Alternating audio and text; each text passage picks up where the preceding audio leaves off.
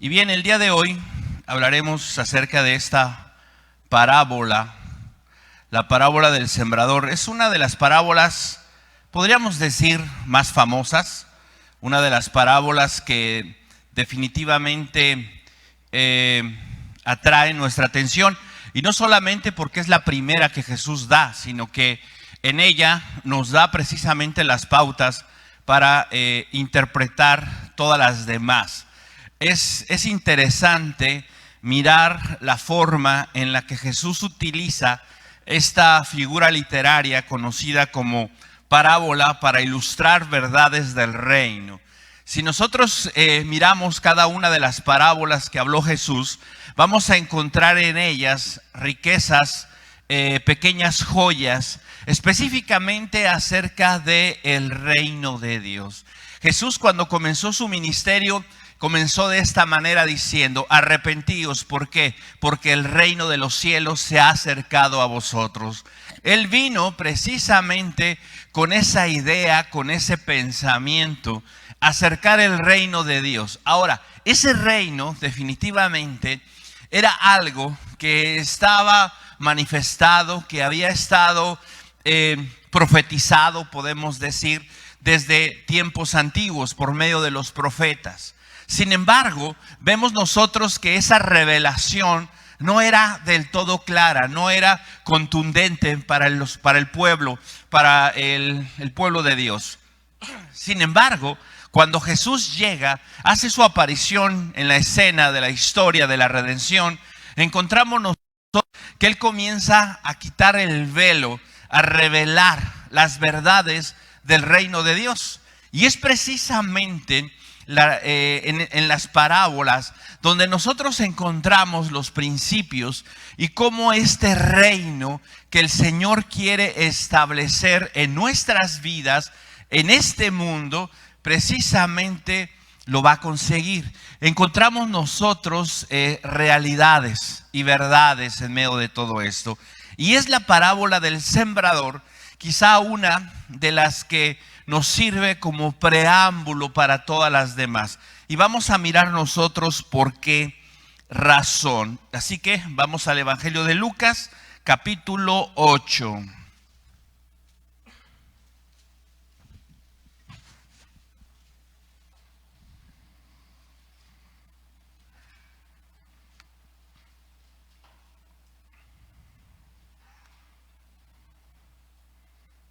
Verso 4.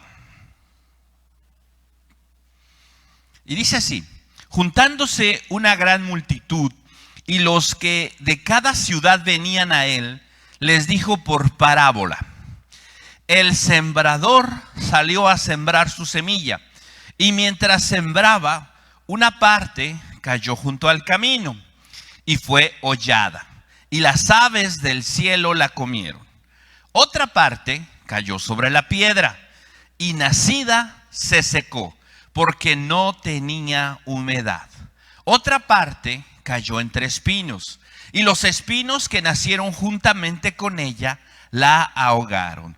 Y otra parte cayó en buena tierra, y nació, y llevó fruto a 100 por uno. Hablando estas cosas, decía a gran voz: el que tiene oídos para oír, oiga. Y sus discípulos le preguntaron diciendo: ¿qué significa esta parábola?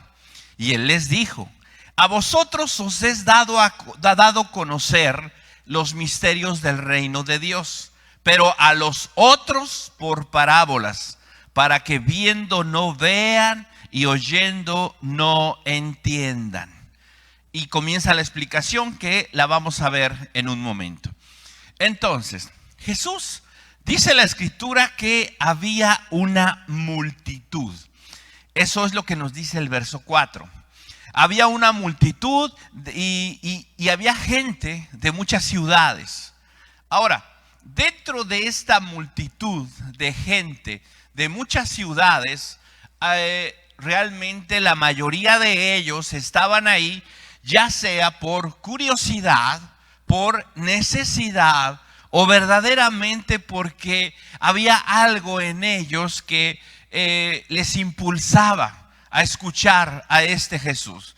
Encontramos nosotros diferentes momentos en el relato de los evangelios cuando oímos palabras como estas: ninguno enseña como este. Este es diferente. ¿De dónde saca este tanta sabiduría? ¿Quién es este que aún los vientos y el mar le obedecen? Había una gran consternación en medio de los oyentes, en medio de la gente que se topaba con Jesús por la forma en que hablaba, por lo que decía, por lo que hacía, por la manera en la que se conducía.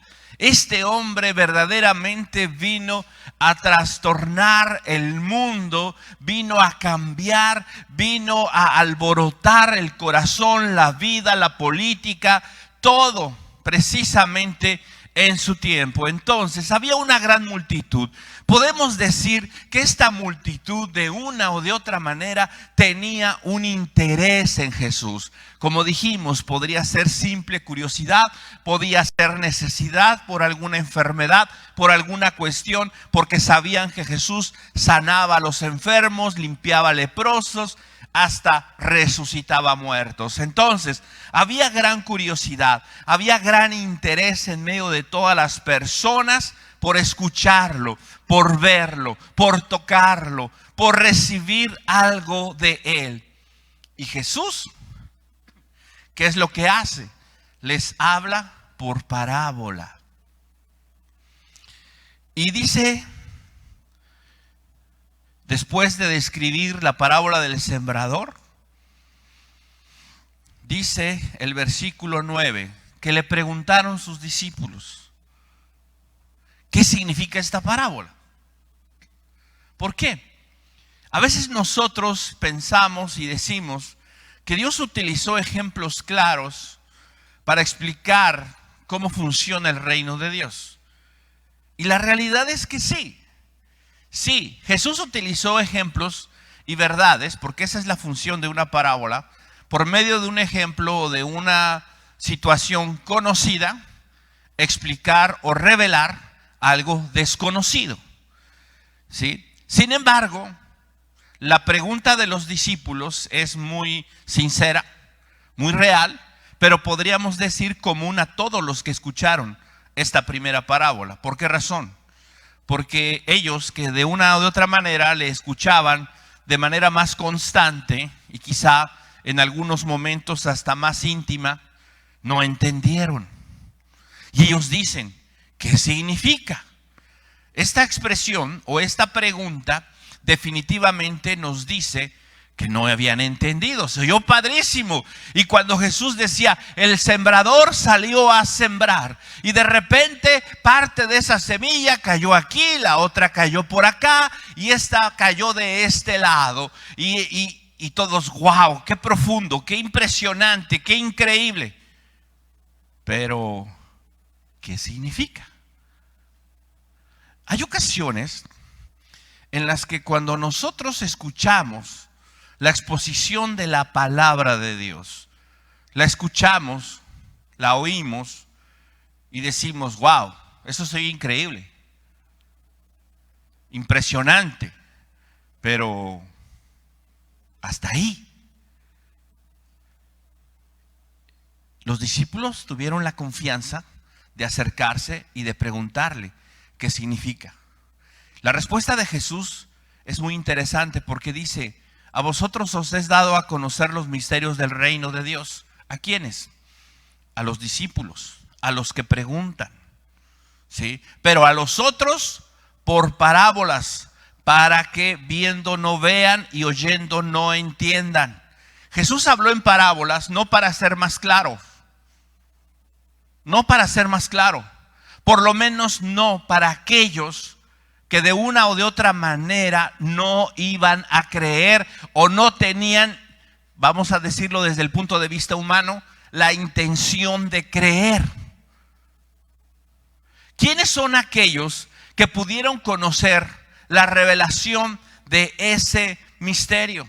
Aquellos que estaban cerca de Jesús, aquellos que le preguntaron, aquellos que no se quedaron con la duda, sino que quisieron saber, a estos se le dio a conocer los misterios del reino de Dios. Cuando la palabra aquí dice misterios, no está hablando de una cuestión mística, está hablando de una realidad que en el antiguo pacto había quedado oculta, no era clara, no era completa y totalmente clara. Sin embargo, ahora, en el nuevo pacto, que está a punto de declararse y establecerse, es clara. Por lo menos, ¿sí? A través de Jesús, las cosas comienzan a tener un sentido diferente.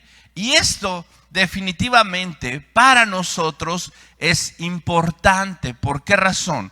Porque aquí hay algo que nosotros debemos de entender. Vamos a mirar un poquito más adelante qué representa cada elemento de la parábola, ¿sí? Pero si estamos un poco familiarizados con este relato, recordamos que la semilla es la palabra de Dios, ¿sí? Que la semilla es la palabra de Dios. Y cada diferente lugar donde esa semilla fue sembrado, ¿sí? Es el corazón. Son diferentes estados del corazón en la vida de los hombres, y que podrían también representar un estado de nuestro corazón o el estado de nuestro corazón. Ahora, vemos nosotros en el relato, ¿sí?, que hay diferentes terrenos, pero la semilla es la misma, el sembrador es el mismo, eso no cambia. La semilla no cambia, lo que cambia es el corazón. Esa es la realidad. Y aquí hay un asunto que es bien importante para nosotros. Vamos a seguir leyendo la historia.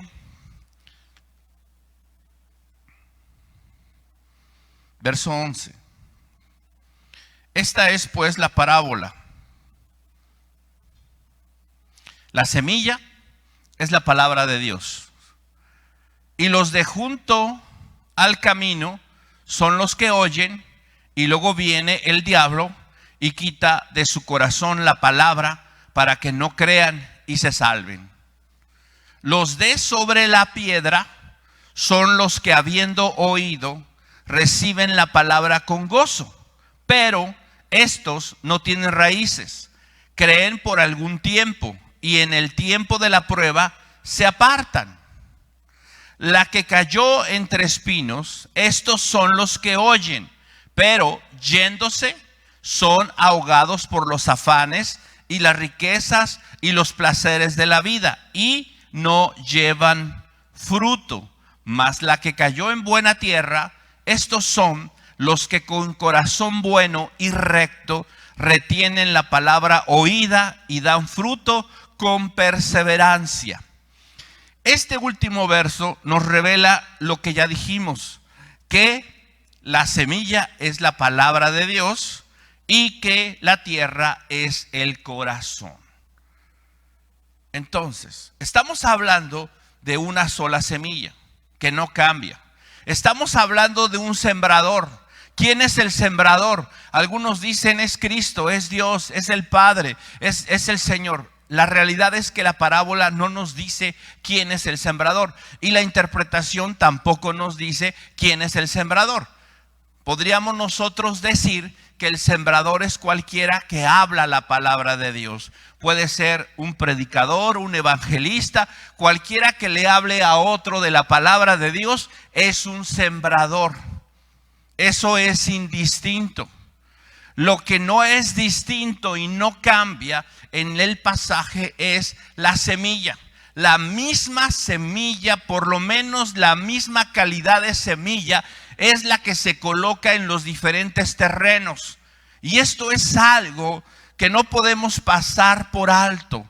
¿Qué dice la Escritura? Cielo y tierra pasarán, mas mi palabra permanece para siempre. Hay algo que no ha cambiado a través del tiempo, y es la verdad de Dios, la realidad de Dios. Y esto es importante sobre todo en nuestros días. ¿Por qué razón? porque hoy en nuestros días, ¿sí?, dentro de la misma iglesia de Jesucristo, se busca adaptar el mensaje, la semilla. ¿Para qué? Para que sea más atractiva, para que sea más llamativa, para que funcione mejor en la vida de las personas. Y hoy tenemos diferentes movimientos y corrientes dentro de la iglesia que manifiestan este asunto. Lo que pasa es que las palabras que leemos fueron dichas hace más de 1500 años, 1800 años, 2000 años, 2500 años, y la realidad de las personas ha cambiado desde ese entonces. La palabra de Dios, dice la misma escritura, es viva y eficaz. Eso dice la escritura. Y también dice que es la palabra profética más segura. Es con que podrá, ¿sí?, el joven limpiar su camino guardando tu palabra. Hay una realidad en la que nosotros no podemos olvidar. La palabra de Dios permanece viva y eficaz y como la única antorcha segura que puede guiar nuestras vidas ayer, hoy y mañana. Hay una realidad en ese aspecto, sí, que nosotros debemos de recordar. La palabra de Dios a través de los años sigue siendo eficaz para arreglar el problema que el hombre enfrenta, la realidad del hombre, que es su pecado. El corazón del hombre hoy en día, aunque practica diferentes cosas, quizá más avanzadas, quizá distintas, que el hombre que salió del arca de Noé, ¿sí?, el corazón sigue siendo el mismo y el corazón sigue teniendo el mismo problema que se llama pecado, inclinación hacia el pecado. Y entonces la palabra de Dios sigue siendo eficaz para eso, para arreglar el problema del corazón del hombre. Pero nosotros, en nuestra sabiduría humana, ¿qué es lo que queremos hacer? Cambiarle, modificarla, ¿sí?, hacerla más atractiva para la gente, para los individuos. Y le quitamos cosas. No hablemos de pecado, no hablemos de esto, no hablemos de aquí. ¿Por qué? Porque ofende, porque irrita el corazón del hombre. Eso es lo que hoy en día se busca. Movimientos ahora como la iglesia emergente, la iglesia relevante, y esas iglesias que buscan adaptar la palabra para hacerla atractiva a las personas, a las nuevas generaciones, a la sociedad. Una sociedad que se ama a sí misma, ¿sí?, y buscan cambiar, adulterar la semilla para hacerlo atractiva. No, la semilla es una y es la palabra de Dios, y esa no cambia. Sin embargo, lo que sí cambia son los diferentes terrenos, son las diferentes circunstancias. Ahora, dentro de esto que nosotros miramos, encontramos el primer terreno, ¿sí? El primer terreno que nosotros vemos aquí es la que cae junto al camino. Vamos a mirar el verso.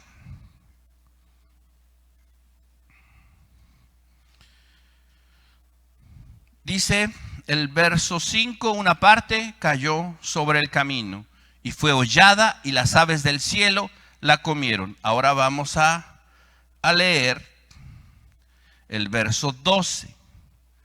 Y los de junto al camino son los que oyen, y luego viene el diablo y quita de su corazón la palabra, para que no crean y se salven. ¿Quiénes o qué características tiene el corazón de las personas que describe esta realidad? El que oye, la que cae junto al camino. Pensemos primero, ¿cómo es el terreno, la tierra que está junto al camino? ¿Cuál es la característica? Una de las cosas que nosotros tenemos que pensar es el hecho de que la tierra, para ser sembrada, ¿sí?, primero se prepara. se afloja, ¿sí? ¿Para qué? Para que la semilla pueda caer, ¿sí? Por lo menos a una profundidad que le dé la posibilidad de crecer, de desarrollarse, ¿sí? De extenderse para absorber nutrientes, líquidos, agua, ¿sí? Y poder crecer. Esa es la realidad. Entonces la tierra se prepara y se afloja para esto. ¿Cuál es la diferencia entre la tierra que se prepara y que se dispone para sembrarse y la que puede estar junto al camino? La diferencia es que la que está junto al camino está más dura, no está floja, no está receptiva. ¿Por qué? Porque normalmente esta tierra es pisada. Esta tierra es pisada, es apretada, es comprimida. No es una tierra que absorbe, que recibe, receptiva. Es una tierra más bien que rechaza, que no permite que algo entre. ¿Sí? Podríamos decir quizá hasta cierto punto es impermeable.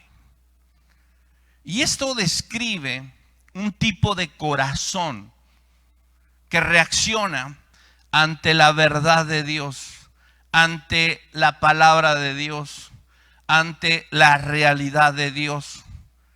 Y este corazón es precisamente el que Jesús describió de los religiosos de su tiempo. ¿Cuál era la razón por la que los religiosos del tiempo de Jesús querían matarlo? Jesús les dijo: vosotros queréis matarme porque mis palabras no hayan cabida en vosotros. Un corazón cerrado, un corazón apático a la verdad de Dios, un corazón que ya está armado en sí mismo y que no recibe de Dios, es un corazón que representa esta realidad. Ahora, pensemos en el ejemplo que di de los religiosos. ¿Estas personas eran personas ajenas a Dios? No. ¿Eran personas que desconocían la ley? No. ¿Eran personas que desconocían las profecías? No. Sin embargo, eran personas que estaban ya cerradas completa y totalmente a lo que Dios tenía que decirles, a las verdades de Dios. Pensemos, por ejemplo, un caso que nos relata el Evangelio. Cuando llegaron los magos de Oriente, ¿sí?, para adorar a Jesús, llegaron al palacio de Herodes y le dijeron: queremos saber dónde está el rey de los judíos, porque hemos visto su estrella y hemos venido a adorarle. Sorprendió esto mucho a Herodes y mandó llamar a los que sabían, a los teólogos, a los preparados, a los entendidos de todas estas cosas, y les dijo: oigan, tengo ahí a unos magos que dicen que ha nacido el rey de los judíos, que han visto su estrella en el oriente y quieren saber dónde va a nacer. Los escribas, los teólogos, los grandes hombres de ese tiempo le dijeron: es fácil. Dice la profecía de Miqueas: pero tú, Belén Éfrata, no eres la más pequeña de entre las familias de Judá, porque de ti me saldrá el guiador. Esa es la respuesta. La respuesta es Belén. ¿Algo más? No, es todo, gracias. Se fueron. O sea, les están diciendo que hay una señal de que ha nacido el Mesías, de que el Hijo de David ha llegado, de que el Rey de Israel ha nacido. ¿Y qué les causó? Nada. Absolutamente nada. Jesús les hablaba y ¿qué causaba? Incomodidad. ¿Qué había y qué encontraba? Rechazo. A lo suyo vino y los suyos no le recibieron. ¿Y por qué? Porque amaron más las tinieblas que la luz. La luz vino a este mundo, sin embargo, los hombres amaron más las tinieblas que la luz. Esa es la realidad. Cuando un corazón soberbio, orgulloso, religioso, piensa que lo tiene todo, que lo sabe todo, que no necesita de nadie, se cierra. Y entonces es como un terreno semejante al de un lado del camino. Oyen, porque no son cerrados en ese sentido, oyen. Sin embargo, el diablo, fíjate qué interesante, el diablo. No son ellos los que quitan, no, es el diablo. El diablo quita del corazón, de su corazón la palabra. ¿Para qué? Para que no crean. ¿Para qué? Para que no se salven. Esa es la realidad. ¿Sí? En el Antiguo Testamento nosotros encontramos diferentes ejemplos de esto. ¿Cuál es el reproche constante que encontramos de Dios hacia Israel? Duros de corazón, duros de cerviz. Esto lo escuchamos mucho. Sí, Jeremías, encontramos expresiones como estas. Han endurecido su cerviz para no oír mis palabras. Jeremías 19:15. Esto es lo que dice. O sea, hay orgullo, hay soberbia en el corazón. ¿Qué es esto? Es simple y sencillamente una autosuficiencia. No necesito, no me hace falta nada de eso. Cerramos nuestro corazón a lo que Dios tiene que decirnos. Nos sentimos plenos, completos, autosuficientes. Y este es un engaño. ¿De quién? Del diablo. El diablo es el que hace esto. No necesitas a Dios, no necesitas más. ¿No fue lo que le dijo en el huerto a Eva? Dios dijo: moriréis. Yo te digo, no morirás, serás como Dios, conociendo el bien y el mal. ¿Qué significa esto? No necesitarás a Dios. ¡Qué padre! Ese es el engaño del diablo. Lo que cae junto al camino describe un corazón soberbio, un corazón orgulloso, un corazón que ha cerrado completa y totalmente, ¿sí?, su sensibilidad.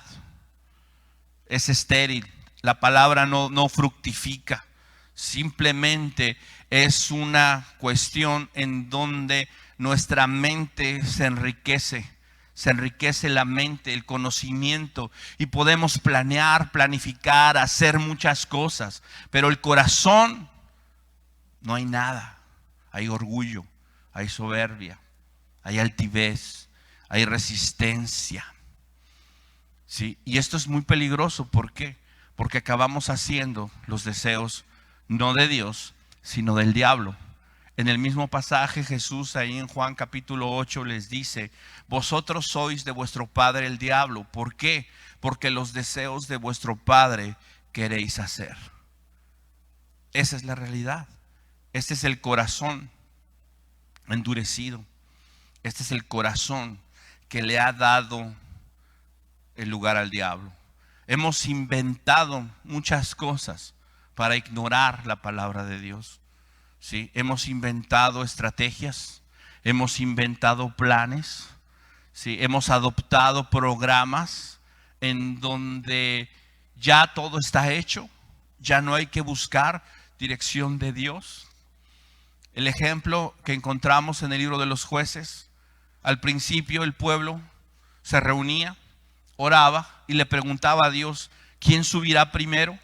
Judá subirá y le ayudará a fulanito. ¿Ok? Y esta práctica se hizo al principio, pero después cada quien hacía lo que bien le parecía. Y vino la derrota, y vino otra vez la cautividad, y vino la opresión. Y al final, el último verso del libro de los Jueces dice así: y en el tiempo de los jueces cada uno hacía lo que bien le parecía. Fíjate, hacía lo que bien le parecía. No dice cada uno hacía lo malo con toda la intención, alevosía y ventaja. No. Dice cada uno hacía lo que bien le parecía. Un corazón orgulloso y soberbio piensa que está actuando bien, pero está engañado. Está engañado. ¿Por qué? Porque separados de Dios, nada podemos hacer. El que en mí permanece lleva fruto. ¿Sí? El que permanece en mí es limpiado. ¿Para qué? Para que lleve más fruto. Pero el que no le da cabida a la palabra de Dios, a la realidad de Dios, es un corazón endurecido. Siguiente. Dice el verso 13. Los de sobre la piedra son los que, habiendo oído, reciben la palabra con gozo, pero estos no tienen raíces. Crecen por algún tiempo y en el tiempo de la prueba se apartan. ¿Sí? Estos son los que cayeron sobre la piedra. ¿Cuál piedra? La realidad es que esa es la transliteración del texto, ¿no? Encontramos nosotros que caen entre pedregales, ¿no? La realidad es que una mejor traducción es esta, sobre la piedra. Sobre todo en aquellas regiones con tierra caliza, y había mucha piedra caliza, sucedía mucho que cuando el que araba, el que preparaba la tierra, no profundizaba mucho en ese arado, probablemente no llegaba a una profundidad de, ¿qué serán? Unas 25 centímetros. Y había a esa distancia normalmente algunas piedras. ¿Qué era lo que sucedía? Como no llegaban hasta ahí, el terreno sobre el cual estaba esa tierra, ponían semilla, regaban, comenzaba a florecer. Sin embargo, como no tenía profundidad, había una piedra abajo. Esta piedra, como era piedra caliza, absorbía todo y la planta moría. ¿Por qué? Porque ahogaba completamente todo.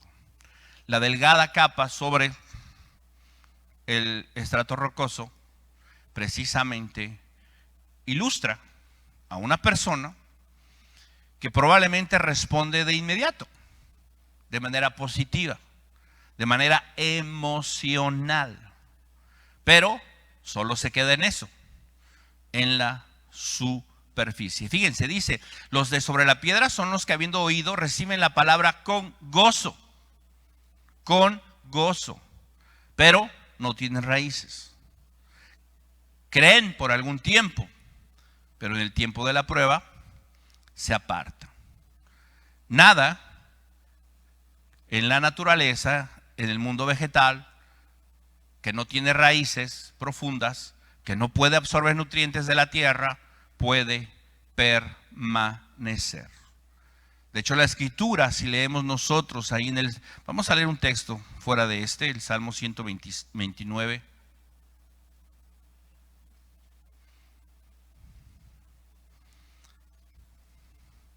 Salmo 129.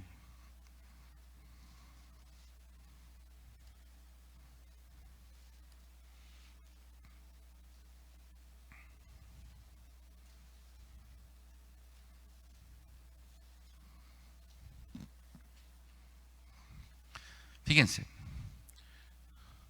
está hablando de los impíos.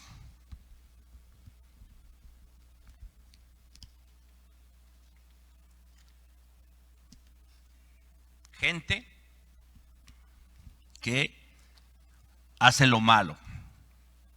Vamos a leer desde el 5. Dice, serán avergonzados y vueltos atrás todos los que aborrecen a Sión. Serán como la hierba de los tejados, que se seca antes de que crezca. Se refiere a la hierba que crece en la tierra, que se acumula en los tejados. Como no tiene profundidad, puede crecer ahí, pero no crece mucho. Y con el tiempo se seca. ¿Por qué? Porque no tiene de dónde absorber nutrientes. ¿Sí? Crece muy rápido Esa es la característica. Cuando una persona que se dedica al campo y que sabe de esto, mira que una planta o que un sembradío en alguna parte crece muy rápido, a diferencia de los demás, porque lógicamente en un inicio la concentración de agua y de nutrientes es alta, sin embargo se agota, ¿sí? Sin embargo se agota. ¿Qué sucede? Sabe que ahí hay piedra abajo. Y esto es algo que con lo que nosotros debemos de tener mucho cuidado. ¿Por qué razón? Porque a veces nuestra vida puede ser así. Una vida que simple y sencillamente está basada no en una raíz verdaderamente profunda, sino en una realidad emocional, temporal, pasajera, superficial. ¿Sí? Oímos la palabra, oímos la verdad, ¿sí? Y nos alegra y nos goza esto. Y eso es bueno, es bueno. Es bueno que nos gocemos, es bueno que nos alegremos. Sin embargo, ¿sí? ¿Qué es lo importante? Las raíces, que nuestras raíces crezcan. ¿Qué pasó? Por ejemplo, Jesús envió a 70 a predicar el evangelio, echar fuera demonios, limpiar leprosos, resucitar muertos y todo lo que tenían que hacer. Cuando regresaron los 70, dice el evangelio de Lucas, que regresaron contentos y gozosos. ¿Por qué? Porque aún los demonios se les sujetaban. Jesús inmediatamente antes de que otra cosa sucediera les dijo: hey, tranquilos, qué padre, yo veía a Satanás caer como un rayo, pero no se alegren ni se gocen de eso. Gócense y alégrense de que sus nombres están escritos en el libro de la vida. Esa es la raíz. Pablo dice: cuando estuve entre vosotros no me propuse hacer otra cosa, saber otra cosa entre vosotros, sino a Jesucristo y a este crucificado. Y mis palabras no fueron con humana sabiduría, sino con demostración de poder. ¿Para qué? Para que vuestra fe no esté fundada en la sabiduría humana, sino en el poder de Dios. Lo importante que nosotros debemos de hacer no es simple y sencillamente disfrutar y expresar. No, debemos de preocuparnos por nuestras raíces. Y lógicamente, teniendo buenas raíces, nos vamos a alegrar, nos vamos a gozar. Va a haber todo eso en realidad. Pero si nosotros solo nos estamos enfocando en lo exterior, en las emociones, en lo temporal, en lo pasajero, entonces nuestra vida no va a tener un buen fundamento, una buena raíz. Y vamos nosotros a sufrir cuando vengan las pruebas, cuando vengan las dificultades. La cosa es, ¿cómo puedo yo poner un buen fundamento en mi vida? ¿Cómo puedo yo poner raíces en mi vida? Jesús dijo: cualquiera que me oye estas palabras y no las hace, le compararé a un hombre insensato que edificó su casa sobre la roca. Vinieron los vientos, vinieron los ríos y fue grande su pérdida. ¿Por qué? Porque construyó sobre la arena. Pero todo aquel que me oye estas palabras y las hace, le compararé a un hombre prudente que edificó su casa sobre la roca. Vinieron los vientos, los ríos y su casa permaneció. ¿Por qué? Porque tenía fundamento, porque tenía raíces.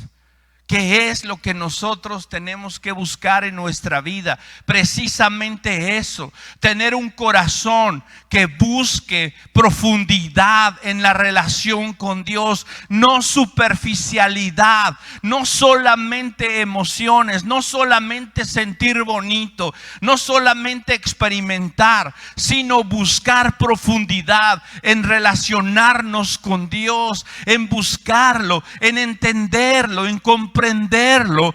Oh, profundidades de la sabiduría y de las riquezas de Dios. Cuán insondables, cuán profundos son tus juicios. La idea es esta. Dice el Salmo 103, a Moisés le notificó sus caminos y a Israel solamente sus obras. Lo externo, los caminos, la forma y todo fue a Moisés. ¿Por qué? Porque Moisés no quería simplemente a un Dios que fuera con él y que se viera. Moisés dijo: no, yo no quiero eso. Yo quiero algo profundo. Yo quiero algo verdaderamente intenso. Gente comprometida, un corazón que busca compromiso, una relación a largo plazo, algo permanente, algo duradero, no simplemente porque necesito, no simplemente porque estoy aquí. La gente del tiempo de Jesús así era. No un día le estaban diciendo: Hosana, Hosana, bendito el que viene en el nombre del Señor. Y días después: crucifícalo, mátalo. Así de voluble es la gente que no tiene raíces, que no tiene fundamentos. Dios no quiere eso.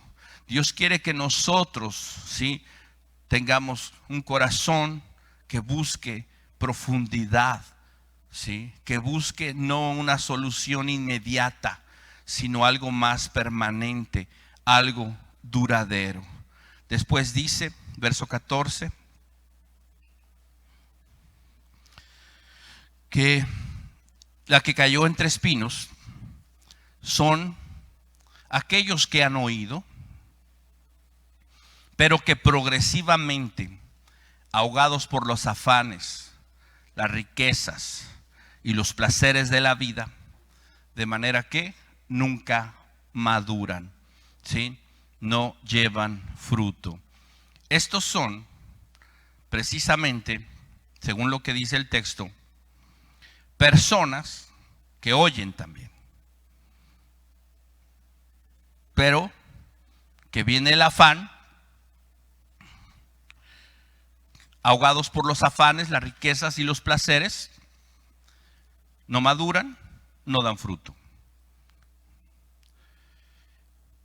Estas personas al principio muestran el interés, o muestran un interés por el reino de Dios, oyen, pero definitivamente hay algo que combate y lucha contra eso.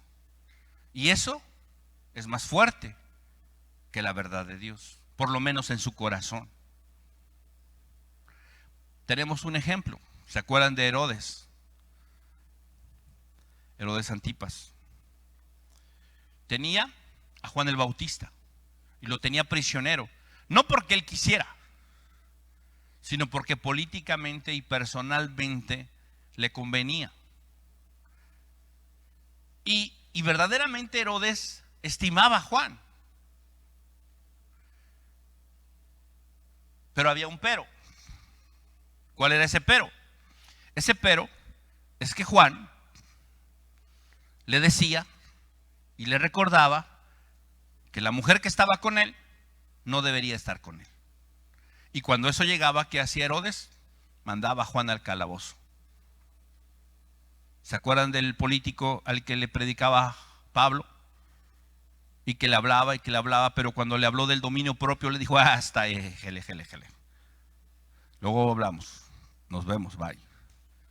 ¿Sí?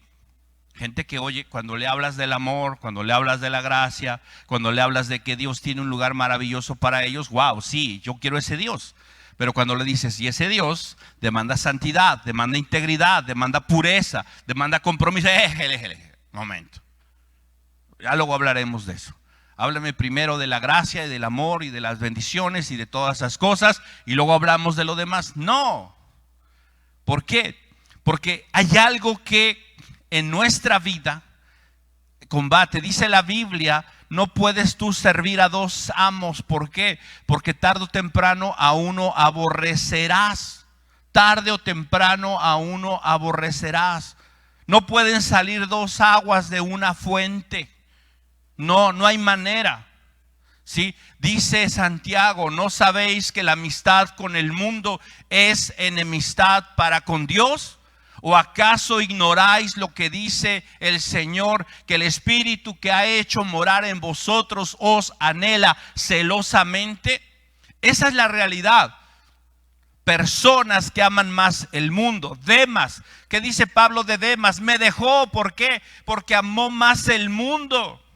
El joven rico, ¿qué amó más en ese momento cuando Jesús lo confrontó? Amó sus riquezas. El hombre que dijo: haré mis graneros más grandes. Oh alma, reposa. ¿Por qué? Porque eres rico, eres verdaderamente maravilloso, insensato. No sabes que esta noche vienen a pedir tu alma y lo que has acumulado, ¿de quién será? Hay una realidad. Todas estas cosas, los afanes de este mundo, ¿sí? Las riquezas y todas estas cosas combaten. Y si yo no decido romper con eso, entonces mi corazón no va a poder recibir la palabra. Jesús por eso dijo: si alguno quiere ser mi discípulo, tiene que negarse a sí mismo, tomar su cruz cada día y seguirme. Esa es la realidad. Por último, dice después: pero la que cayó en buena tierra, ellos son los que, habiendo oído la palabra, con un corazón sincero y bueno, la retienen y perseverando producen cosecha. Estoy leyendo otra versión, por eso es de que suena raro, pero es lo mismo. Vamos a leer esta. Mas la que cayó en buena tierra, estos son los que con corazón bueno y recto retienen la palabra oída y dan fruto con perseverancia. Esta es la realidad. Un corazón sincero, un corazón bueno, dice el texto, estos producen, estos retienen la palabra, ¿sí? Ahora, este asunto no es un asunto de, yo tengo un corazón bueno. No, sabes, mira, la obra es de Dios. Este asunto no proviene de una decisión personal, no proviene de algo que sucede. La semilla cae y entonces dice la Escritura que el Espíritu Santo obra. ¿Quién es el que convence de pecado, justicia y juicio según Juan? El Espíritu Santo. Él les enviará un consolador y Él los convencerá de pecado, justicia y juicio. Esa es la realidad. La obra de convicción la hace el Espíritu Santo. El Espíritu Santo en nosotros es el que dispone nuestro corazón. ¿Por qué? Porque nuestro corazón por naturaleza es malo, perverso, inclinado hacia lo malo. No hay justo ni aun uno. No hay justo ni aun uno. No hay quien busque a Dios. Todos se desviaron a una. Cada cual se apartó por su camino, dice Romanos 3.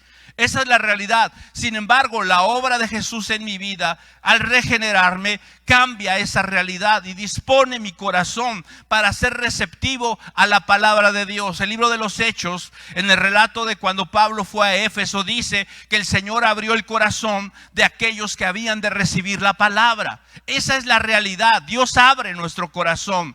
Pero ya una vez que la palabra fue sembrada, es nuestra responsabilidad mantener nuestro corazón sincero y bueno. ¿Para qué? Para que la palabra pueda seguir teniendo esa eficacia en mi vida. Vamos a ver qué dice 1 Corintios capítulo 15.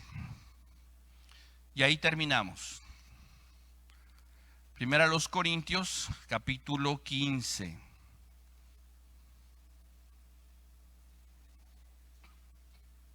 Además os declaro, hermanos, el evangelio que os he predicado, el cual también recibisteis, en el cual también perseveráis, por el cual asimismo, si retenéis la palabra que os he predicado, sois salvos, si no creísteis en vano.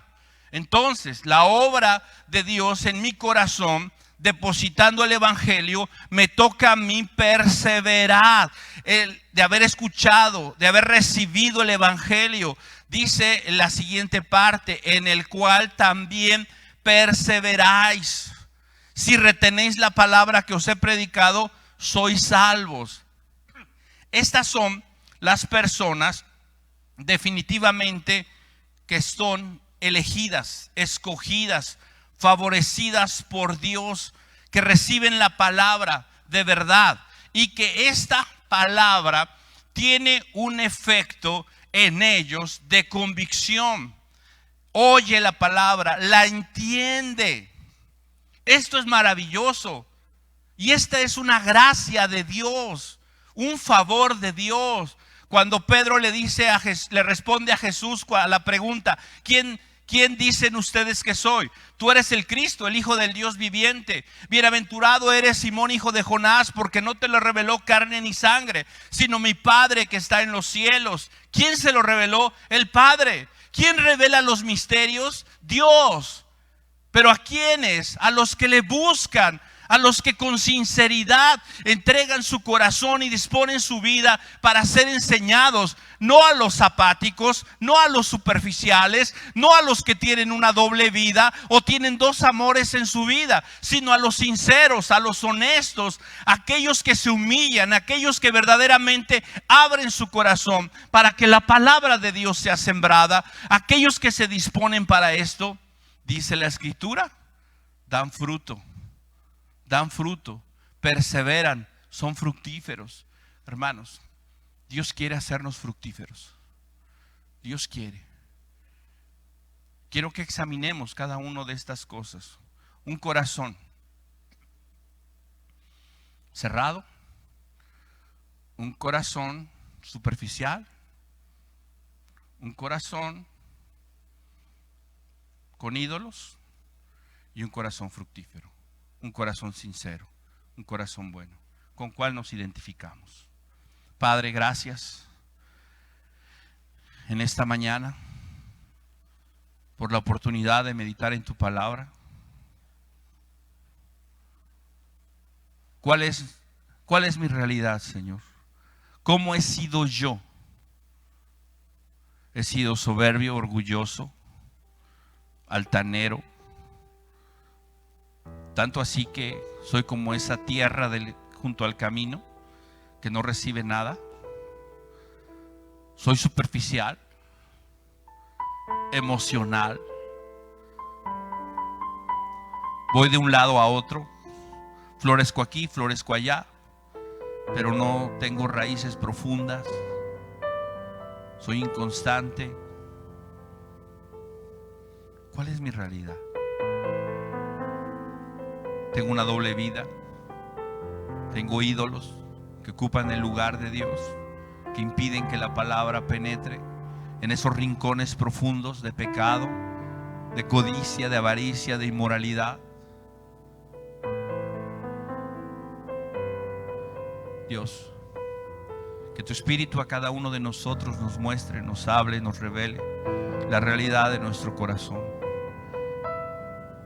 y que nos permita el día de hoy ser convencidos de nuestra necesidad de arrepentimiento, de nuestra necesidad de un cambio, de venir a ti, Señor, para que limpies nuestros corazones, para que seamos renovados, para que seamos cambiados, rotos si es necesario, Señor. Hoy confesamos, Dios, delante de ti el orgullo, la soberbia, la superficialidad, la inconstancia, Señor, la idolatría, el afán, todas estas cosas que atesoramos, Dios. Todo esto lo confesamos como pecado, como un estorbo, como un impedimento en nuestro corazón, para que tu palabra, mi Dios, sea sembrada y dé fruto, fruto de vida, fruto abundante. Aquí estamos, Dios, dispuestos, deseosos, anhelantes de que tu palabra en nosotros sea sembrada y pueda dar el fruto que tú, mi Dios, has dispuesto. Ayúdanos a ser sinceros, a ser honestos contigo, a reconocer nuestra necesidad de ti y a buscarte con todo nuestro corazón, Señor. Tu palabra es la única medicina, es la única fuente de vida, Señor. Ayúdanos, Señor, con tu Espíritu, para que pueda obrar en nosotros, pueda convencernos, pueda guiarnos al arrepentimiento y pueda guiarnos en esta santificación progresiva. Gracias por tu fidelidad. Gracias porque esto es posible solo por la obra de Cristo. Solo porque Cristo murió en la cruz del Calvario, resucitó al tercer día y hoy está intercediendo por nosotros. Y sabemos que el que comenzó la buena obra en nosotros la perfeccionará hasta el día de su regreso. Oramos para que esto sea una realidad en cada uno de nosotros y en cada una de las personas, Dios, que hoy saben que no tienen una relación con Dios, se sienten distantes, lejanos, ajenos a Dios. Pedimos para que la obra de tu Espíritu les convenza, les guíe al arrepentimiento. Que tu Espíritu, mi Dios, en ellos pueda llevarles a esa convicción, a esa certeza de que te necesitan, de que no hay otro camino fuera de ti, no hay quien salve fuera de ti. En tus manos están sus vidas. Convénceles, guíales al arrepentimiento, Señor. Y que en cada uno de nosotros tu obra se perfeccione, se afirme y se establezca, Señor. Y a ti sea la gloria por los siglos de los siglos. Amén.